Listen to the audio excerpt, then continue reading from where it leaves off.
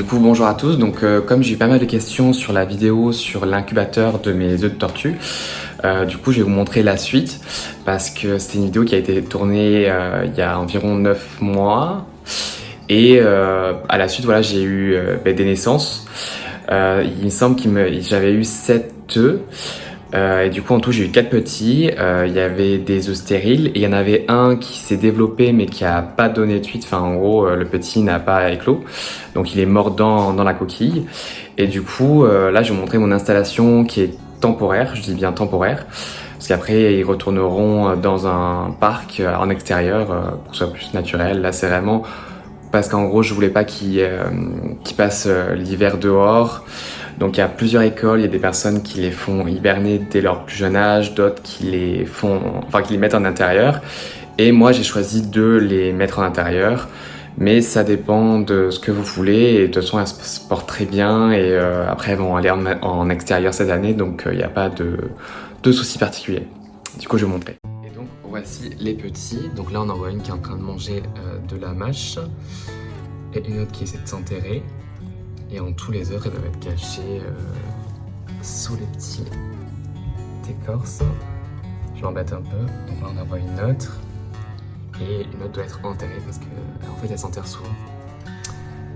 Et donc là, elles vont avoir pratiquement 1 an fin août. Et elles ont bien grandi d'ailleurs. Je vais vous parler un peu de l'installation. Donc là, c'est un terrarium que j'ai acheté sur Le Bon Coin pour vraiment pas très cher. Et en fait, ce que j'ai fait, c'est que j'ai installé une lampe chauffante. Donc en fait, ici, elles ont le point chaud, donc avec la lampe chauffante qui est juste ici. Et à l'intérieur, il y a des LED pour faire une lumière naturelle. Et parfois, j'allume la lampe chauffante, ça dépend en fait. Et également, j'humidifie avec un spray où je mets de l'eau à l'intérieur pour simuler un petit peu le temps. C'est-à-dire qu'en gros, par moment, je vais mettre la lampe chauffante, donc c'est comme si elles avaient une journée bien ensoleillée. Et parfois, je vais humidifier comme si c'était une journée avec de la pluie. Et donc, au fond, on retrouve de la coco. Donc, en fait, il me semble que c'est de l'écorce de coco, de la terre de coco. Et avec du foin. Donc, en fait, à chaque fois, je mets un petit tas de foin sur un coin où elles se cachent. Mais là, du coup, elles ont tout démoli, elles en ont foutu partout. Et j'ai mis quelques écorces pour faire un peu d'ombre. Donc là, on a une écorce au niveau du point chaud, donc là où il y a la lampe chauffante, et une écorce qu'on retrouve là-bas au niveau du coin froid. Donc là, il n'y a pas de lampe chauffante, du coup, elles se régulent elles-mêmes. Donc soit elles vont côté point chaud, soit côté point froid, avec 2 gamelles. Donc, bien sûr, j'aurais donné à manger, elles en ont foutu partout. Une gamelle là, et là, c'est une gamelle où je mets de l'eau. Donc elles ont leur nourriture, leur eau, il n'y a pas de souci. Je les vois souvent boire, tout le temps manger. Elles font que manger. Et après, voilà, j'ai mis un petit rocher. C'est simplement esthétique, même s'il n'y a pas vraiment d'esthétique là-dedans. C'est vraiment très simple. Parce que comme je vous l'ai dit, c'est vraiment que temporaire.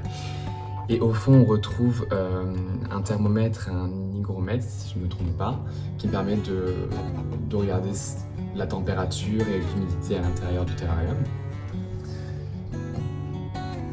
Et il y a également des trous pour l'aération, pour que ça puisse être ventilé. Et voilà, c'est quelque chose d'assez simple, on peut le faire un peu comme on souhaite. Moi j'ai voulu cette fonctionnalité-là avec un toit au-dessus, enfin vraiment un terrarium fermé pour permettre de garder la chaleur. Et ça fonctionne très bien. Et voici une petite qui arrive. Donc elles sont pas timides, hein. Elles entendent quand j'ouvre les portes du terrarium pour mettre la nourriture, direct elles foncent dessus. Donc là, vous voyez souvent une petite trace sur la carapace, donc là c'est pour les reconnaître. Donc elles ont chacune un nom et je les pèse et mesure le plastron tous les mois pour voir un petit peu l'évolution, si elles grandissent bien, si elles se nourrissent bien et un peu comment elles vont. Donc là on retrouve une des plus grosses qui se porte très très bien et qui a bientôt retrouvé l'extérieur avec ses frères et sœurs pour pouvoir manger les mauvaises herbes et pouvoir prendre le soleil. Donc du coup c'est vrai que dans ce terrarium il n'y a pas le soleil naturel. Donc c'est bien de les mettre au plus vite à l'extérieur. C'est pour ça que je les ai gardés très peu de temps. On voit également qu'elle a un peu de blanc sur le museau, donc c'est parce qu'en fait je les nourris avec un peu de calcium que je saupoudre sur leur nourriture. Donc le calcium, c'est un calcium que j'avais trouvé dans une boutique de chez Tutera avec voilà, de la vitamine D3. Et également je nourris avec endive, mâche, du plantain, du pissenlit, vraiment de tout, du trèfle aussi. J'essaie de varier la nourriture, ça m'arrive de leur donner des fraises mais c'est très rare. Et elles se portent vraiment à merveille. Elles grandissent bien, j'en suis très content. Donc là j'ai soulevé l'écorce, donc on en voit 2 dessous.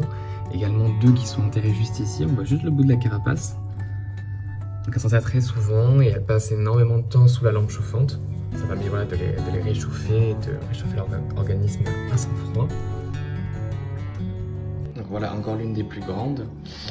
Donc c'est la seule qui est active aujourd'hui.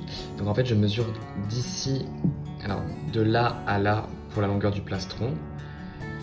Et sinon voilà je les pèse tous les mois. Et elles vont très bien.